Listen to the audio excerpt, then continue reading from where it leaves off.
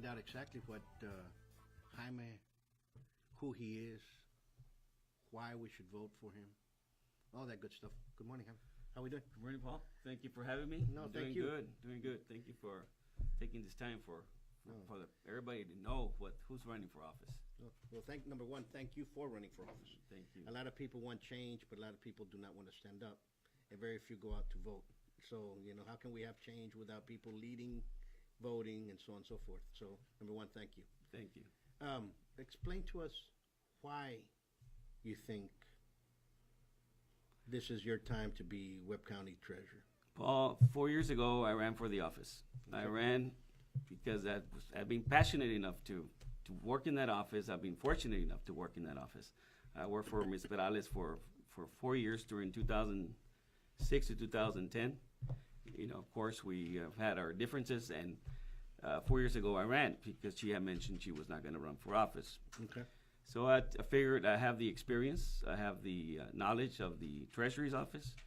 I was a certified accounting investment officer. I worked in the accounting field for over 32 years. So I figured I'm the good candidate for the position. And I wanted to see the people who acknowledge that and say, yes, we need somebody who has the background in accounting.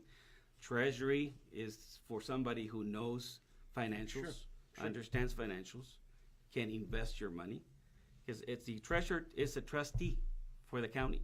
Right. A trustee who is maintaining and controlling all funds of the county. Correct. So we have to know how to allocate it, we have to know how to invest it, and we have to know how to disperse as well. We have, as you know, the county disbursements, you have to pay the vendors. Correct. We have vendors that are providing service to the county, and we have procedures that we need to follow. There's local government codes that we need to follow, and that we should apply it the way it's supposed to be applied. I have that knowledge, I have that experience, and that's why I feel that I was the best candidate back then. 4 years ago, I feel I was the best candidate to run for the office. Of course, Mr. Perales at the end decided to run again, and it's hard to run against an incumbent. Sure. And but anyway, we gave it an effort. I appreciate all my supporters back then, and I appreciate all the supporters now that I've seen. I've been going out there to the street. They've been telling me about who I am and why they believe in me. They know that I worked there in the office for 5 years, so they know that I have the experience, and they know that I'm certified as a county investment officer. Sure, that's great. You see, that's what you have several departments in the county. And a lot of them have stipulations. Of course, if you're a judge, you have to be an attorney. Right. If you're a sheriff, you have to be a peace officer. You have to have served in that capacity. Yes. And the constable the same way. So how come the Treasury Department does not have that stipulation? You have to be an accountant. Because if you have somebody that sold popcorn and never knows diddly squat about how to balance their own checkbook, then how do you expect them to balance Millions of dollars. You know what I'm saying? Yes. So how can we get that going in there? Because I think that, number one, needs to change.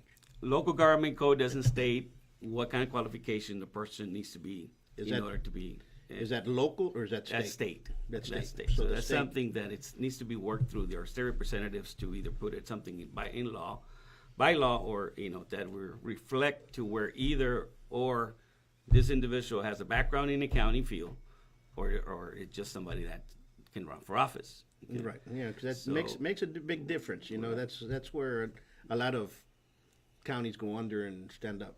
That's you great. get somebody in there that. We as not all counties, Paul, not all treasurers in each county take care of the payroll. In Webb County does. Webb County, the treasurer is responsible for the payroll. And if you might already know that about 77% of our budget is payroll, Of course. for the county. Okay, we have a budget of $99 million in the whole county, and payroll itself is about $78 million. Okay, so what, as the treasurer, responsibility to take care of your payroll? That's a big responsibility, Paul. Sure. I mean, if you don't understand payroll laws, you can create some errors that will cost the county penalties. Okay? Sure. IRS doesn't play around. No, Okay. for sure. When you do payroll taxes, you got to understand what needs to be reported, at what time, when. It's very timely. We have to make our payroll deposits as soon as we do payroll, that same day we got to pay our payroll deposits, and accurately. If we don't pay it accurately, I don't care if we paid it on time, but if they're not accurate, we're gonna get a fine, and we're potentially we have a fine about 150,000 biweekly. Right. That there's a potential. And what was your role? I'm trying to assess. What was your role within the Webb County Treasury Department? Right I now? work as a chief deputy treasurer. So you're actually the one that's making sure this is being balanced out. That is the chief deputy treasurer. Basically, was the management, the whole department, and making sure that the task was getting taken care of, that the job was doing accurately, and we have to review the reports. And it was for your tenure, right? That is correct. Yes. That's So, experience. It's experience that you can count on, and experience that I have that knowledge. I mean, I not only because I've worked on it for 32 years, but because this is what I love to do. This is what I care to do, and I surely want to take care of your money and our money, because it's my money too. You know, I pay taxes as well.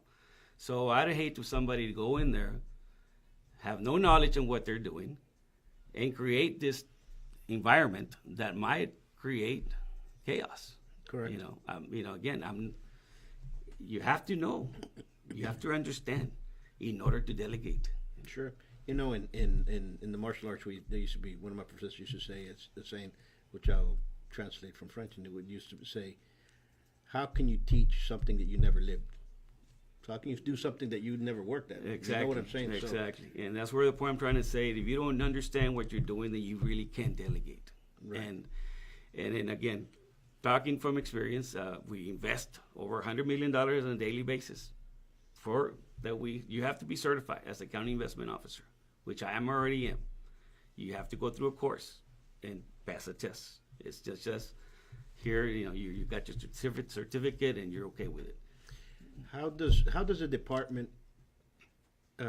acknowledge the fact that you're running? Are they with you? Diciendo, sabes que te estamos apoyando. We've seen you lead us. The department within the Treasury. Right. I work with the staff there. They're very good people. They're excellent workers. They're knowledgeable. Of course, they rely on somebody to answer their questions, and Correct. That's what's part of my job.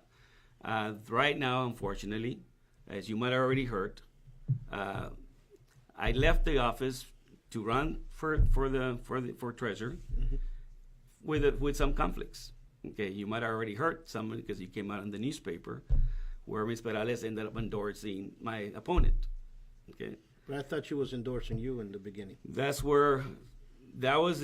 She was giving me all the endorsement, and she was out there throughout where I was working for her during 2017. She was parading me around and telling me everybody that I was the best candidate, and she was going to be endorsing me. However, there was, of course, right before my announcement, she brought me in to have some conversation to whether or not she was going to show up for my endorsement. And that's when I learned of some conditions that she placed on me to obtain or to gain her endorsement, which I, as a religious person that I am, and also as an honest man that I am, Paul, I refuse to jeopardize my integrity. I refuse to accept unethical conditions. And actually, Paul, it's also unlawful. It's against the law to make any type of arrangements prior to when you take the oath. If you get elected, you say, did you commit or promise anything to anybody? And you have to say under the oath, with your hand on the Bible, that you did not. Exactly. And that's why I refuse to accept those conditions.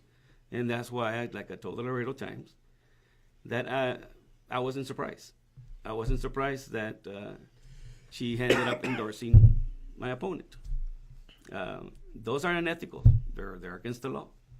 I hope my opponent didn't accept the conditions. If she's doing it because she accepted the conditions, or is she doing it just to get after me, to cause me harm? Okay? Right. Because I did not agree to her conditions. But that's sad. That's sad. That's sad that in this day and age that continues. And nobody should ever be forced with it. But you know what they say about integrity. Integrity is not what you do in front of others. Integrity is when others are not watching you. Yes. That's what Yes. integrity is, you know, and Yeah. your actions when people are not watching. And that was a sign of integrity. Yes. I People appreciate were it. not watching that go on, and you morally underneath said, you know what, I'm not going to accept that. Right. And there are very few people that do that. I And I appreciate commend it. you for that. Thank you. That means a lot. Thank you, Paul. And what it's sad for that happens, but you know, it happens. Right. You know? And unfortunately, it's still out there, and we need to stop it. I mean, I'm talking to your audience right now. You know, go out there and vote.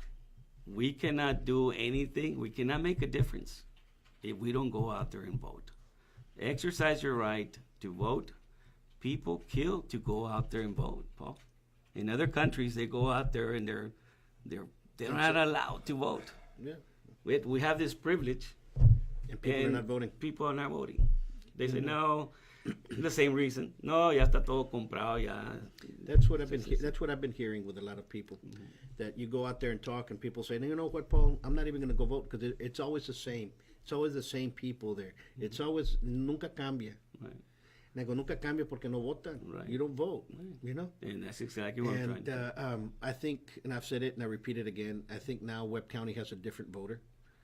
It's not the same voter that was 15 years ago, 10, 15 years ago. That is right. 20 years ago, you know, when everybody would just be sided with either the sheriff or a judge. And that is, now people are waking up.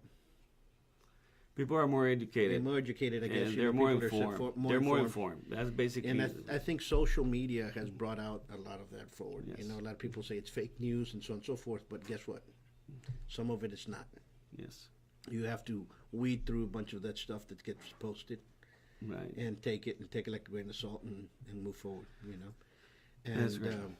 Webb County has a black eye with all that stuff that occurred with it last year with the FBI and so on and so forth. That people need to trust Webb County again. Understand what I'm saying? That's correct. I think people have lost trust, so we have to instill trust back, And or public officials when you get elected or you get elected in the near future, you have to entrust that towards a community to come back in there. right, Guess and what? we have to Trust show us. the transparency. We have to let the people know this is what's going on. This is what's happening. Here's your checkbook. It's on the web. Okay, here's the checkbook. This is who got paid, and there's some, of course, limits to what you can disclose. You can't disclose addresses and stuff like that. So, but there are we do have some right now in place. But do we have all the accounts there? Probably not. Okay? So we manage over 35 accounts. The treasurer manages 35 accounts. We reconcile 35 accounts. Okay, so we have all the history. We have the transactions. And again, we allocate the transactions. Of course, we do portion of that work. Auditors do another portion of that work. Right. So it's where the work is available to not only one department, it's available to other departments. It's a check and balance. Okay? So once you have that check and balance, you need to have it. You need to have check and balance. So imagine if you only have, nobody can see our checkbook and, what control I will have. That's something that's really unethical. Right. And you need to press it, you need to release it. And here's for the public. Here's on the website. You give them the website. This is where it is. You go look at it. Yep. Look at the checks. Look what we've been depositing. Of course, it's taxpayers' money. Taxpayers' money that we collect and we disperse. And tell us what else. What are the other duties of your office or of the office of the treasurer? Of course. What else do they besides? Well, besides the payroll that we handle, we also handle the vendors. We pay the vendors, so we are responsible to making sure that the vendors get paid on time. And of course, there's a process. We are the actual issue. We issue the checks. So the process comes like the from commissioner's court to what? From the department level where they purchase the items, the purchasing agents, they give the okay to get a PO. And then it goes to the department, and the department goes to the business office goes to the auditors, and then it gets to us to issue the check. Once it goes through all those levels of approval, we have the final approval to issue out the checks. And that's the other, another issue that I would want to work on as far as we have a lot of outstanding checks that people don't cash. Okay, so because we're issuing mailing out checks, they can get lost in the mail. Sure. Okay. What I'm gonna try and if elected, if people give me the opportunity to run the office, I'm gonna implement the system to be able to electronically pay the vendors. We have all their files, we have the records on how they want to get paid, and then we can submit the payment electronically. We're gonna eliminate all these lost checks and reissuing the checks, because you reissue checks every time somebody doesn't get the check and they're calling you and say, hey, I didn't get my check. We need to void and reissue the check. Stop payment on one of the other checks. Okay? So we have in place also called positive pay. Positive pay means those are where we know that protecting if anybody else picked up that check that was lost and that it's already placed, that we cancel that check and we submit that file, the bank cannot cash it. They will be liable for if they cash the check. Okay, so those are things that are within the electronic system. And doing ACH, you're going to eliminate a lot of that problem. Sure. Losing checks and Of course, cashing checks. it's a lot faster. Right, Also. and the vendors are going to get paid right away. They'll get the check next day or within the same day, depending on the time of the hour we submit the file. That's a great idea. Right. That's one thing. We, again, like I mentioned earlier, we're responsible for investing the money of the county. And we have over $100 million there we investing. It doesn't necessarily mean that we have to diversify our investments. We cannot have everything all in one basket. Okay, that's part of the investments. Okay? Right. As a investment policy, we have a policy that is done on an annual basis, and that we're supposed to have a committee to go over, hey, this is what we're going to invest on, and this is what you're allowed as a treasurer, as a trustee, to invest on, and don't get out track, but we diversify. Right. Don't keep it all in one location, okay? And that's important. Back in the 80s, we have a crash where a lot of people lost a lot of money, Yeah. okay? And we are not careful, and we don't follow the Public Investment Act, which is part of my certification.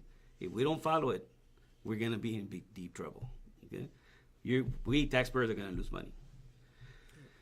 One of the very important things as an investment officer, we protect the principal. We protect the principal. We look for the yield, okay? And of course, the interest of the investment. Okay? So it's very important. It's not just something that is done and put it there, and next year we'll check in again. So We need to monitor that on a daily basis. you've been monitoring it for. Yes, and that's part of the job of the Treasury as well. So we have other things. We handle the tenant. Well, now I just heard on the Commissioner's Court. I just saw it on the screen on the TV that they were going to move the 1099s over to the business office, and that is something that it shocked me, because as a treasurer, we issue out the checks. We know who we're paying. We're supposed to be responsible for the 1099s, not the business office. Okay? And what's a business office? Business office is part of another department within the county. That's the cycle that it goes. It's where they process the payments. But we're the ones issuing out the checks, so we know who the vendors are and whether or not. And those are your duties. Those are my duties. And those are the duties mandated by state law? It's not mandated by state law, by all means, no. But you have to go. You cannot make any changes. We have policies, and auditors are the one that sets the policies. Right. And we have to stay Follow within with those those policies. And if we're going to make any changes, we got to go through the process of making Commissioner's changes. Court and say, hey, we have this policy. We're going to make this alteration. Is everybody in accordance? Is everybody in agreement? Was that policy made for them to be? What I heard on the TV there, I don't think it was just something within the outside committees, but I don't think it was brought over to Commissioner's Court. But then again, it's a minor thing, but I just don't want to have those type of things happening. If I'm going to make a change in my department, I'm going to let the public know what's going on. Right. I'm not going to just hear it on Commissioner's Court without an agenda item, okay, that we're doing these changes. Okay? Yeah. So it's when you provide an agenda item, that's when you let the public know this is going to happen on this day. Okay, If you don't put an agenda item, nobody's going to know unless you were happen to be in the meeting and they brought it up there. Right. But it should not be allowed unless it get placed as an agenda item. It's an agenda item. Right. And apparently that one wasn't. Apparently it wasn't. And again, don't quote me on anything because as a matter of fact, I just happened to switch the TV channel on, and that was coming on TV on the Commissioners Court's meeting. Okay. So there's a lot of different responsibilities as the treasurer. I mean, we deal with the employees. There is a human resource department. Now they just hired not too long ago, they hired a human resource director. I don't know in what directions what other responsibilities he's going to take on. But human resources was established a long time ago, but it was not in full force. Okay. Treasurer was doing most of the responsibility of the human resources. That's obtaining all the information of the employees, making sure that their W-4s were properly filled out, making sure all their insurance documents were submitted, and those are part of that was the responsibility of the treasurer. And now gradually it's being moved over to the human resources, which is fine. I have no problem with that. It's supposed to be, we need to separate the duties.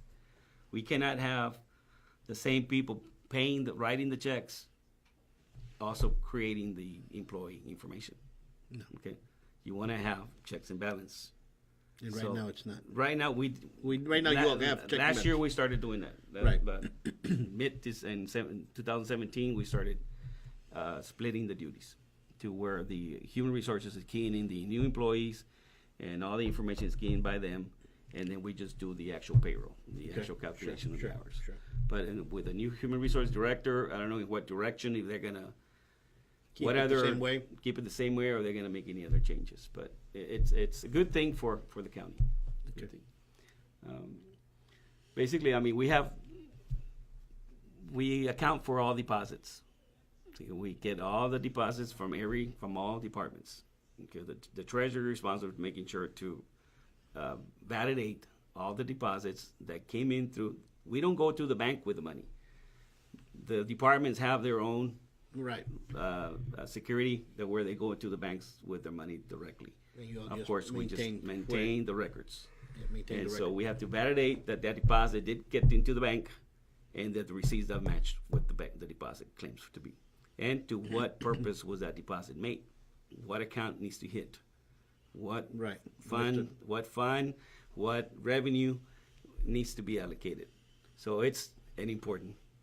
Somebody has the knowledge in accounting. Sure. Sure. That's what you need. Number one, we have to look for experience. Yes. I think folks need to step back and say, you know what, I'm voting for the person that has the experience, the know-how. Right. And then you start looking at what they've done. That's the way I look at it. You know, what they've done within the community, what they've done in their merits of the community, and so on and so forth. You know, some people say, why do you want a person that's a businessman? Well, if he's a businessman that's very, very successful, has made millions, well, start paying attention to what he's been doing because he's doing something right. Now, if you go with a businessman that has never been able to get off and always falling over, which one are you going to vote for? The one that's a little bit more successful, right? That's the way I look at things. Yes, and that's a good way of looking for things. I mean, you have to have the background. Right, and sometimes you don't, but you know, that's what it is. But in this case, in the majority of the races, you can pretty much see the experience levels already there. Okay, for example, if you have people that are running for judge, they're both attorneys, but what have they done? Who's been or the sheriff? Both of them are lawmen. Okay, what did he do? He'd worked 4 years as a lawman. Okay, he worked 35 years as a lawman. Well, kind of understand what I'm saying. Exactly. Yes. I mean, it's common sense. It's common sense. It's information. Get informed. You know who's a candidate. What he has done before. Again, I've worked in the office. You know, if elected, people give me the opportunity. I'll be able to take the job from day one. I will not need to get sent to Austin to get trained and to get a certification to be yes, you have to go because as an elected official, you have to go through some other seminars that they're going to have to give you the information about what can you not do as an Right. elected official. But that's just continuing education. Right, exactly. But here's one that I'll tell you. You're from here, from Laredo, right? Yes, I'm from Laredo, born and raised. I did go out of Laredo for about 9 years because I went to St. Edward's in Austin, and I had the opportunity and the fortunate that I was recruited there in Austin to manage a business, a freight business. So I stayed there for 9 years in Austin. Now after 9 years, there is a big corporation that came over. As you might have known, UPS just Sure. went back in the late 80s. UPS took Took over. over. So this big corporation ended up buying our freight company. So that's where an opportunity came to me, and To come back to to Laredo. come to Laredo. A maquiladora actually gave me an opportunity to come back and work here in Laredo. I was stationed here in Laredo, and we had the plant in Nuevo Laredo. Right. Okay, so I was hired as an accounting manager. Okay. Sure. So I worked there for them. Unfortunately, also Packer Electric ended up buying them out. Okay, so that's where I had the opportunity to go work for CPA. My brother, Javier Velasquez and Flores, were starting a firm, and that's where I ended up went to work for them and established them with the networking, and I was their senior associate there. So I worked for them for 7 years, and also worked for custom broker as a controller. Okay, so again, my experience It's always been in around the accounting field. Okay, Sure. so I have the knowledge, I have the experience, I have the technology background. I also happened to take some Fortran courses back in the days when computers were just starting. Sure. Fortran, I don't remember those big cartridges that you do your programming. I have that background, and that knowledge itself, that logic, helps you put it into place with the new software that's coming out, even with Windows. Sure. People don't understand when you press that button, it already had the command behind that button. The command says, copy this file, C:, to the back colon of D:, and put it on here. See? Yeah. All that information, I used to type it in order to do that button. So Windows happened to do a lot of that, eliminating all that hard work. Sure. Okay? Sure. And so I come from that background. And I came back to Laredo again from Maquiladora and stayed here and raised my family here. And I have, Laredo's been my home. Sure. And Sure. we were out for about 9 years because of college, and then had the opportunity to work there for a freight company, and came back to Laredo 9 years later. And I have been here in Laredo, and I'm proud to be a Laredoan. Same here. Yeah. The same here, and it's a great community. We know everybody more likely, that's why I moved back, and I was in Dallas, and I was living there, and my daughter was, my oldest, which is now 22, was 3, 4 years old. I didn't know my neighbors. I said, what am I going to do here? And I said, let's go move back and open up a restaurant, and that's what we're going to invest in, opening up a restaurant over there, because I'm executive chef. So we came back and got cut up in the thorn bush, and here I am, Well, welcome back, and again, we cannot complain, and people and that's what I don't understand. People complain about Laredo. Really, I mean, there's a lot of things you can do. Either go out there with your family, be whatever you want to do. There's a lot of restaurants here.